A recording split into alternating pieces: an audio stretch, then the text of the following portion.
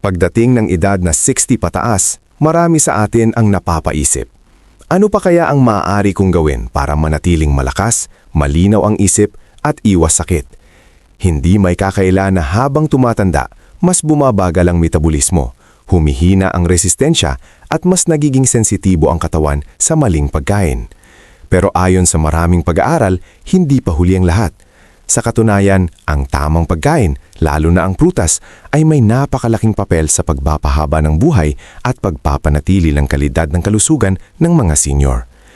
Maraming lolo at lola ang lumaki sa panahong simple lang ang pagkain, kanin, gulay, prutas na galing sa bakuran.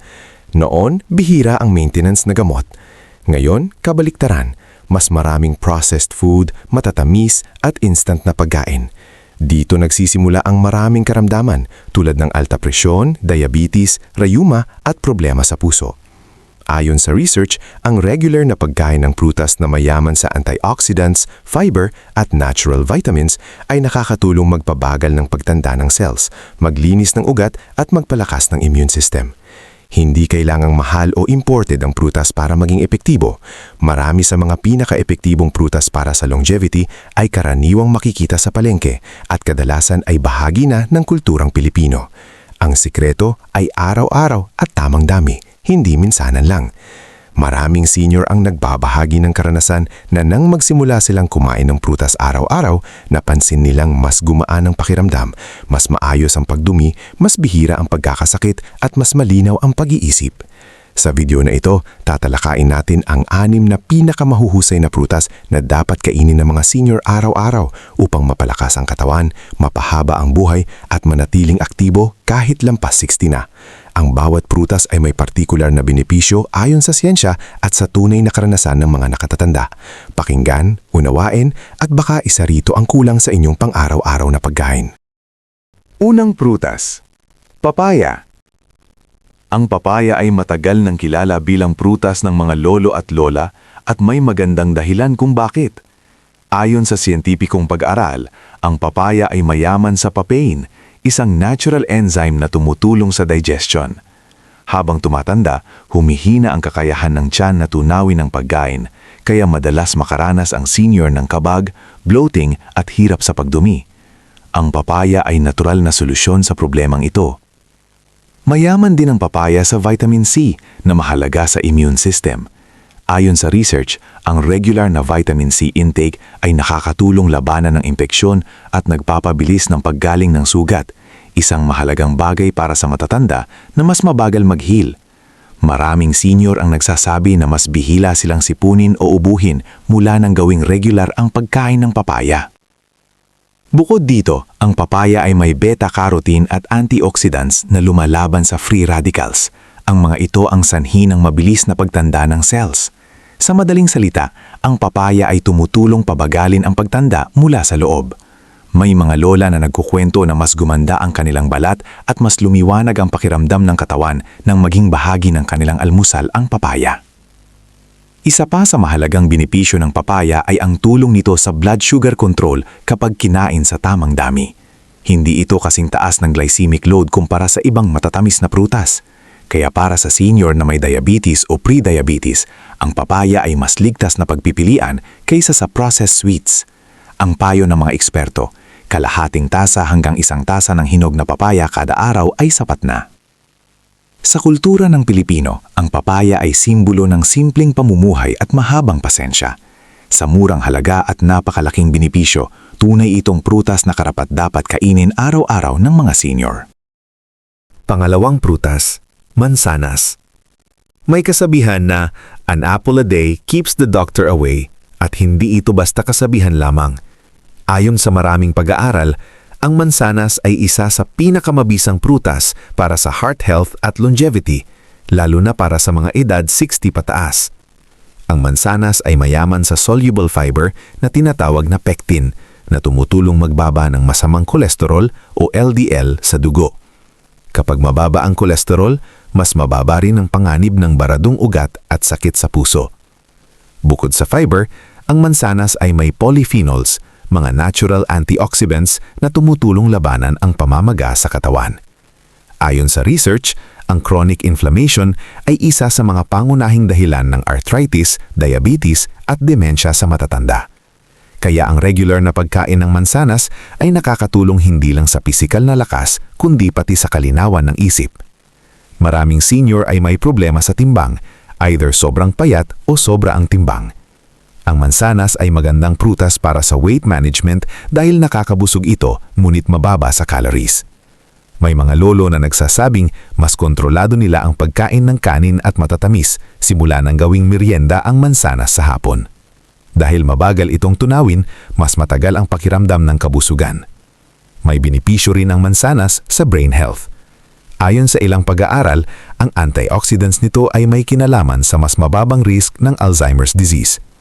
Hindi man ito tuluyang maiwasan ang sakit, makakatulong ito sa pagpapanatili ng memory at cognitive function habang tumatanda. Sa karanasan ng maraming Pilipinong senior, ang mansanas ay madalas kainin ng may balat at tama ito dahil sa balat matatagpuan ang maraming nutrients. Siguraduhin lamang na hugasan ito ng mabuti. Isang mansanas kada araw ay sapat na upang makatulong sa mas mahabang buhay at mas malusog na pagtanda. Kung nanonood ka pa rin ng video na ito at nakakatulong sa iyo ang mga impormasyong ito, paki-comment ng numero 2 sa ibaba para malaman kung nandito ka. At kung hindi ka pa nakasubscribe, inirerekomenda kong mag-subscribe ka at i-on ang bell notification para hindi mo makaligtaan ang mga susunod na videos. Ang iyong suporta ay tumutulong sa amin na makagawa pa ng magagandang content para sa iyo. Ngayon, magpatuloy tayo. Pangatlong prutas, dalandan o orange. Ang dalandan o orange ay kilala bilang isa sa mga pangunahing pinagkukunan ng vitamin C, isang napakahalagang bitamina lalo na para sa mga senior. Ayon sa mga pag-aaral, habang tumatanda, humihina ang immune system, kaya mas madali tayong kapitan ng sipon, trangkaso at iba pang karaniwang impeksyon. Ang regular nga pagkain ng dalandan ay napatunayang nakakatulong palakasin ang depensa ng katawan laban sa mga ito. Isang 2020 study sa Nutrients Journal ang nagpakita na ang sapat na vitamin C intake ay nagpapabuti sa immune response ng matatanda, kaya mas mabilis ang paggaling sa mga minor infections. Bukod sa vitamin C, mayaman ang dalandan sa flavonoids, mga natural na compounds na kilala sa kanilang anti-inflammatory at antioxidant properties. Ipinapakita ng research na ang flavonoids ay nakakatulong sa kalusugan ng puso, nagbabawas ng blood pressure at nagpapalakas ng mga ugat. Para sa mga senior na may alta presyon, ang pagkain ng kahit isang dalandan araw-araw ay maaring maging magandang suporta sa kanilang lifestyle changes tulad ng regular na ehersisyo at balansing pagkain. Hindi rin dapat kalimutan ang water content ng dalandan. Ang natural na tubig at electrolytes nito ay nakakatulong maiwasan ang dehydration, isang problemang madalas hindi napapansin sa matatanda. Maraming senior ang nakakalimot uminom ng sapat na tubig sa buong araw, kaya ang prutas na may mataas na water content tulad ng dalandan ay malaking tulong. Ayon sa karanasan ng ilang lola at lolo, mas magaan ang katawan, mas kaunti ang pakiramdam ng pagkahilo at mas enerhiya sa araw-araw simula nang isama ang dalandan sa kanilang diet. Mahalaga rin ang fiber ng dalandan para sa maayos na digestion at kontrol ng blood sugar. Mas mainam kainin ang buong prutas kaysa uminom lamang ng juice dahil mas kumpleto ang nutrisyon at mas mabagal ang absorption ng asukal. Sa karanasan ng maraming Pilipino, ang dalandan ay karaniwang kinakain bilang merienda o panghimagas, isang simpleng gawain na may malaking benepisyo sa kalusugan. Isang dalandan kada araw ay sapat na upang makatulong sa mas malakas na resistensya, mas maayos na pakiramdam at pangkalahatang vitality. Isa itong patunay na ang kalusugan kahit sa pagtanda ay maaaring simulan sa simpleng prutas na madaling mahanap sa palengke. Pang-apat na prutas, bayabas. Ang bayabas ay isa sa pinakamakapangyarihang prutas pagdating sa nutrisyon, lalo na para sa mga senior. Ayon sa mga pag-aaral, ang bayabas ay may mas mataas na vitamin C kumpara sa orange, halos doble sa ilang uri. Ang vitamin C ay kilalang antioxidant na tumutulong palakasin ang immune system, na kritikal para sa mga matatanda upang labanan ang impeksyon at manatiling malusog habang tumatanda. Ipinapakita rin ng research na ang mataas na intake ng vitamin C mula sa prutas tulad ng bayabas ay konektado sa mas mababang panganib ng chronic diseases gaya ng heart disease at hypertension. Bukod sa vitamin C, ang bayabas ay mayaman sa dietary fiber na mahalaga para sa maayos na digestion at pag-iwas sa constipation, isang karaniwang problema ng senior. Maraming lolo at lola ang nagkukwento na simula nang isama nila ang bayabas sa kanilang almusal, naging regular ang kanilang pagdumi at nabawasan ang kabag. Ang fiber nito ay tumutulong din sa pagkontrol ng blood sugar, kaya angkop ang bayabas para sa mga senior na may diabetes basta't kakainin sa tamang dami at balansing dieta. Hindi rin matatawaran ang antioxidant content ng bayabas tulad ng lycopene at quercetin. Ayon sa mga pag-aaral, ang mga ito ay may anti-inflammatory at anti-cancer properties. Habang tumatanda, mas nagiging vulnerable ang katawan sa cell damage, kaya mahalaga ang pagkain ng prutas na nagpoprotekta sa cells. May mga senior na nagsasabing mas bihira silang magkasakit at mas nubilis gumaling simula nang gawing bahagi ng kanilang araw ang bayabas. Isa pang benepisyo ay ang kalusugan ng ngipin at gilagid. May natural antibacterial properties ang bayabas na maaaring makatulong sa paglaban sa bakterya sa bibig, isang karaniwang issue sa matatanda. Sa kultura ng Pilipino, matagal nang nakasanayan ang panguya ng sariwang bayabas at ngayon ay may batayan na rin sa siyensya ang tradisyong ito. Ang payo ng mga eksperto, isang maliit hanggang katamtamang laki ng bayabas kada araw ay sapat na. Siguraduhing nguyain ng mabuti at uminom ng sapat na tubig. Sa murang halaga at napakalaking benepisyo, walang duda na ang bayabas ay isa sa pinakamahusay na prutas para sa mahabang buhay at malusog na pagtanda. Kung nanonood pa rin ang video na ito at nakakatulong sa iyo ang mga impormasyong ito, paki-comment ng numero 4 sa ibaba para malaman kung nandito ka. At kung hindi ka pa nakasubscribe, inirekomenda kong mag-subscribe ka at i-on ang bell notification para hindi mo makaligtaan ang mga susunod na videos. Ang iyong suporta ay tumutulong sa amin na makagawa pa ng magagandang content para sa iyo. Ngayon, magpatuloy tayo. Panglimang prutas, abokado. Ang abokado ay isa sa mga prutas na tunay na kakaiba at mahalaga, lalo na para sa mga senior. Hindi tulad ng karamihan sa prutas na mataas sa carbohydrates, ang abokado ay mayaman sa healthy fats, partikular ang monounsaturated fats. Ayon sa mga pag-aaral, ang ganitong uri ng taba ay nakakatulong magpababa ng LDL o masamang kolesterol at pataasin ang HDL o mabuting kolesterol. Ito ay mahalaga lalo na para sa mga matatanda dahil ang pagkakaroon ng balansing kolesterol ay nakakatulong maiwasan ang sakit sa puso, stroke at iba pang cardiovascular disease. Mga kondisyon na madalas lumalala sa edad 60 pataas. Bukod sa heart health, ang abokado ay mayaman sa vitamin E, isang malakas na antioxidant na tumutulong sa skin at brain health. Ayon sa research, ang vitamin E ay may papel sa pagpapanatili ng cognitive function at pag-iwas sa cognitive decline. Maraming senior ang nag-ulat na simula ng regular nilang kainin ang abokado, mas malinaw ang kanilang pag-iisip at mas bihira ang pakiramdam ng pagod at stress sa utak. Ang regular na pagkakaroon ng sapat na vitamin E sa diet ay konektado rin sa mas mabagal na pagtanda ng cells at mas protektadong utak laban sa oxidative stress. Hindi rin dapat kaligtaan ang potassium na matatagpuan sa abokado. Sa katunayan, sa ilang pag-aaral, mas mataas ang potassium content nito kaysa sa saging. Ang potassium ay mahalaga sa pagpapanatili ng tamang blood pressure, isang kritikal na aspekto ng kalusugan sa mga senior. Dagdag pa rito, ang abokado ay mayaman sa fiber na tumutulong sa maayos na digestion, nagdudulot ng pakiramdam ng kabusugan at nakakatulong kontrolin ang craving sa matatamis at processed food. Para sa mga senior, ang ganitong epekto ay mahalaga sa pagpigil ng labis na timbang at sa pangkalahatang metabolic health. Maraming Pilipinong senior ang nagsasama ng abokado sa kanilang araw-araw na pagkain bilang dessert, kadalasan kasama ang kaunting gatas o walang asukal. Mas mainam ito kaysa sa tradisyonal na matatamis na panghimagas na mataas sa refined sugar, na maaaring magdulot ng spike sa blood sugar at dagdag na risk sa diabetes. Ang sikreto ay moderasyon. Kalahating abokado kada araw ay sapat na para makinabang sa nutrients nito nang hindi sobra. Ang abokado ay patunay na hindi lahat ng taba ay masama. Kapag tama ang uri at dami, maaari itong maging kaibigan ng kalusugan, proteksyon para sa puso at utak at susi sa mas mahabang buhay. Sa simpleng pagdagdag ng abokado sa araw-araw na pagkain, maraming senior ang nakararanas ng mas malusog na katawan, mas alertong isip at mas balanseng nutrisyon. Pang-anim na prutas, saging.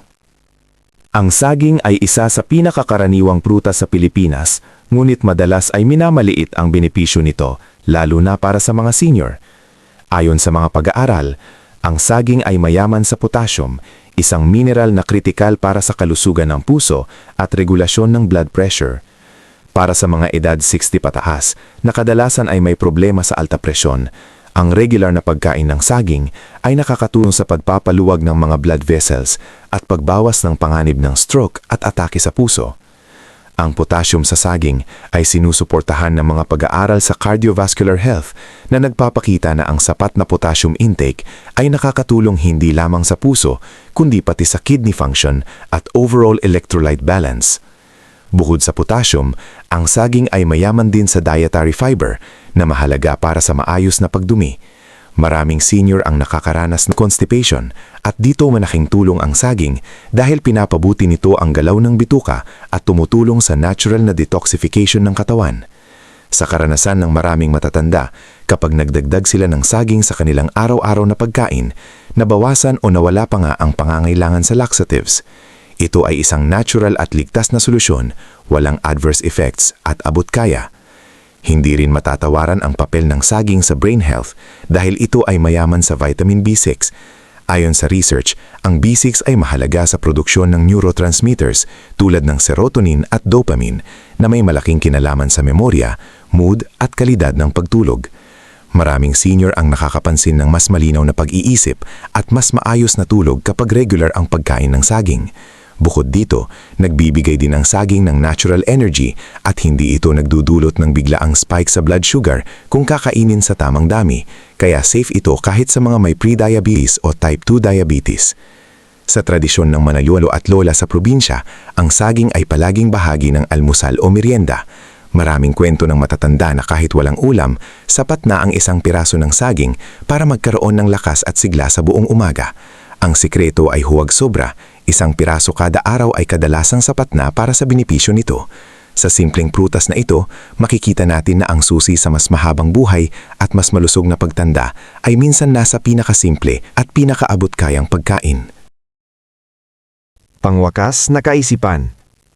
Ang pagtanda ay hindi nangangahulugang paghina, kawalan ng lakas o puro bawal. Sa katunayan, ito ay panahon ng mas matalinong pagbili, lalo na sa pagkain at pamumuhay. Ang 6 na prutas na tinalakay natin ay malinaw na halimbawa na ang kalusugan at mahabang buhay ay maaaring makamit sa pamamagitan ng simpleng pagbabago sa pang-araw-araw na gawain. Hindi mo kailangan ng mamahaling supplements o komplikadong diet. Kadalasan, ang mga solusyon ay matatagpuan mismo sa palengke, sa mga prutas at pagkain na bahagi na ng ating kultura.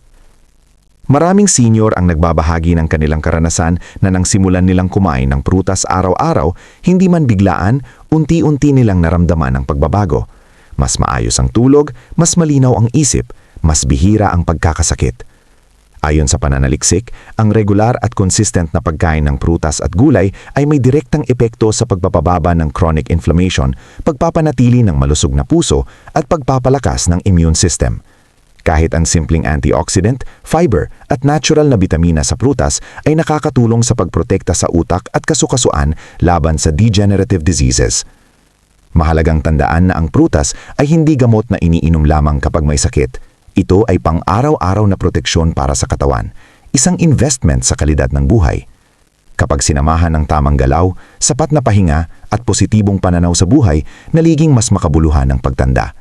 Tulad ng sinasabi ng maraming lolo at lola, ang lihim ng mahabang buhay ay simple lang, alagaan ang katawan at aalagaan ka rin ito.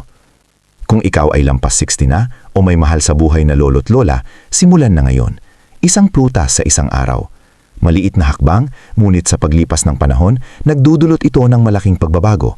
Mas maraming taon ng buhay na may sigla, kalusugan at kasiyahan. Ang bawat simpleng desisyon sa pagkain ay pwede mong gawing sandata laban sa sakit at paghina habang pinapalakas ang katawan at isipan. Sa huli, ang pagtanda ay hindi hadlang. Ito ay oportunidad na maging mas malusog at mas masaya kaysa dati. Kung nagustuhan mo ang video na ito at nakatulong ito sa iyo, mangyaring i-like, mag-subscribe at i-share. Ang inyong suporta ay tumutulong sa amin na patuloy na gumawa ng magagandang content upang kayo ay mabigyan ng kaalaman at inspirasyon. Salamat sa panonood at inaasahan naming makita kayo sa susunod na video.